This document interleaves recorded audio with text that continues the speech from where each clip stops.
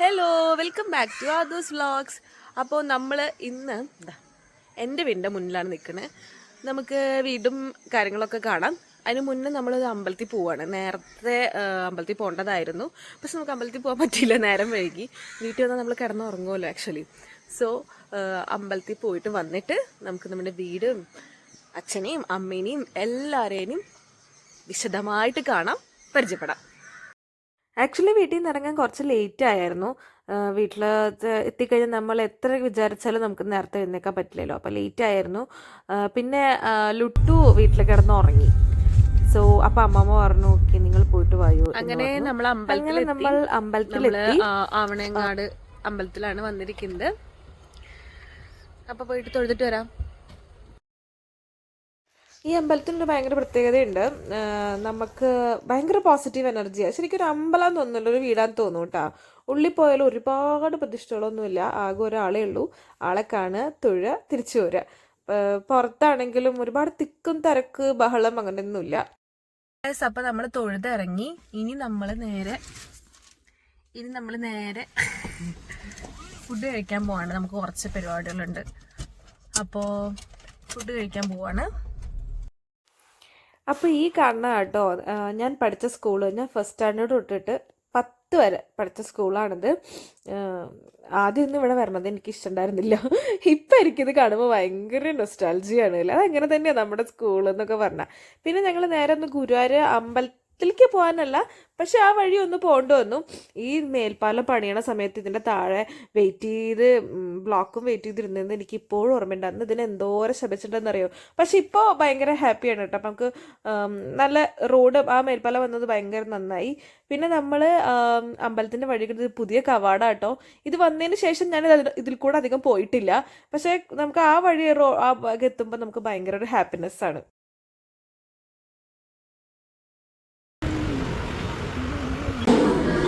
കുട്ടു എന്താ കഴിക്കണേ?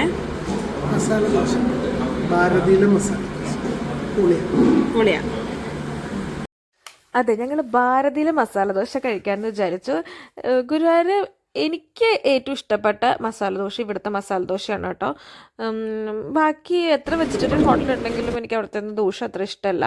പക്ഷെ ഇവിടുത്തെ എന്നും ഇഷ്ടമാണ്. അപ്പം നിങ്ങൾ ഗുരുവായൂർ വരുന്നുണ്ടെന്നുണ്ടെങ്കിൽ ശ്രീകൃഷ്ണ സ്കൂളിൻ്റെ നേരെ ഓപ്പോസിറ്റാണ് ഇത് ഈ ഹോട്ടൽ വരണത്. ഒന്ന് ട്രൈ ചെയ്ത് നോക്കി നോക്കൂ, അടിപൊളിയാണ് കേട്ടോ. അങ്ങനെ അവിടെ നിന്ന് മസാല ദോശയൊക്കെ കഴിച്ചിറങ്ങി ഞങ്ങൾ മമ്മിയൊരു അമ്പലമാണത്, അതുവഴി നേരെ HNCയിലേക്ക് ഒന്ന് പോയി. കുന്നംകുളത്തുള്ള HNCയിലേക്ക് കുറച്ച് ബുക്കുകൾ, അതായത് എൻ്റെ അമ്മമ്മയ്ക്ക് ഒരു ബുക്ക് വേണമെന്ന് പറഞ്ഞായിരുന്നു.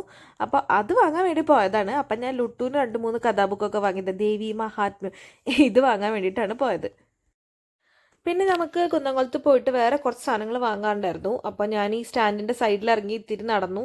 ഭയങ്കര ചൂടായിരുന്നു കേട്ടോ. അപ്പോൾ ഞാൻ കുട്ടുവിനോട് പറഞ്ഞു ഈ ഷേക്ക് മേടിച്ചിട്ട് വരാൻ. അങ്ങനെ കുട്ടു ഇങ്ങനെ കുപ്പിയിലാക്കിയിട്ടാണ് മേടിച്ചത്. നല്ല ചിക്കു ആ ചൂടത്തത് കുടിച്ചപ്പോൾ എന്തൊരു ആശ്വാസം. പിന്നെ നമ്മൾ കോമളയിൽ കയറി. കോമളയിൽ നിന്ന് കുറച്ച് സ്വീറ്റ്സ്, നല്ല സ്വീറ്റ്സ് ആട്ടോ കോമളയത്തെ. വീട്ടിലെ എല്ലാവർക്കും കൊടുക്കാനൊക്കെ ആയിട്ട് അതൊക്കെ കൂടി അങ്ങ് വാങ്ങി. അങ്ങനെ ഞാൻ വീട്ടിലേക്ക് തിരിച്ചെത്തി. ഭയങ്കര ടയർഡായിരുന്നു കേട്ടോ. ഓട്ടം. വീട്ടിലേക്ക് തിരിച്ചെത്തി. നമുക്ക് ഇന്ന് ഇവിടെ നിൽക്കില്ല, നമ്മളിന്ന് കോട്ടപ്പടിക്ക് പോകും. അതിന് മുന്നേ ഞാൻ എൻ്റെ വീട് ഓടിച്ചൊന്ന് കാണിച്ചു തരാം. ഇത് ഞാൻ ഈ ബർത്ത്ഡേക്ക് അമ്മയ്ക്ക് കൊടുത്ത ഗിഫ്റ്റാണ് കേട്ടോ. ഇത് അച്ചച്ചൻ അച്ചമ്മ. ആൻഡ് ഇതാണ് എൻ്റെ പിതാശ്രീ പുറത്ത് പോകാൻ നിൽക്കുമായിരുന്നു. ഇതെൻ്റെ മാതാശ്രീ അവിടെ ഇങ്ങനെ ലുട്ടുവിനെ നോക്കിയിരിക്കുകയായിരുന്നു. ഇത് എനിക്കും അമ്മൂനും പിന്നെ 2 അതാ കുട്ടി ലുട്ടുവിനും കിട്ടിയ ട്രോഫികളൊക്കെ ആട്ടോ.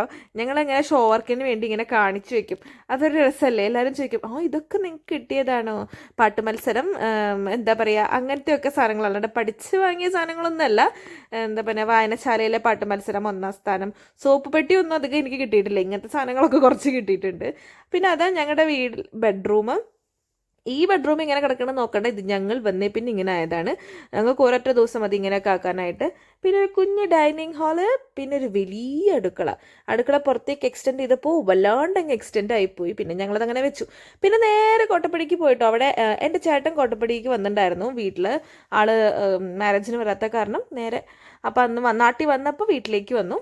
നല്ല പോർക്കും ബീഫും ഒക്കെ അമ്മ സെറ്റാക്കി വെച്ചിട്ടുണ്ടായിരുന്നു. അപ്പം ഞങ്ങളെല്ലാവരും കൂട്ടത്തങ്ങ് അടിച്ചു.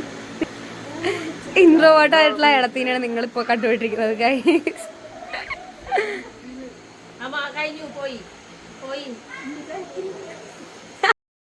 അതെ, അവൾ ഇൻട്രോവർട്ടാണ്. അവളുടെ മുഖം നമുക്ക് അടുത്ത വീഡിയോയിൽ റിവീൽ ചെയ്യാം. ഫേസ് റിവീലിംഗ് വീഡിയോ ആയിരിക്കും അടുത്തത്. പിന്നെ പിള്ളേരുടെ കൂടെ അടിച്ച് പൊളിച്ച് ഇവരുടെ കൂലങ്കഷമായ ചർച്ചയാണ് ഇവിടെ നടന്നുകൊണ്ടിരിക്കുന്നത്. രാത്രിയായപ്പോൾ എല്ലാവരും പോയപ്പോൾ അമ്മൂട്ടൻ്റെ കരച്ചിലാണ് കേട്ടോ. പോകുമ്പോൾ അവന് ഭയങ്കര കരച്ചിലാണ്. അങ്ങനെ ഇന്നത്തെ ഡേ കഴിഞ്ഞു. ബാക്കി നാളെ ബായ്.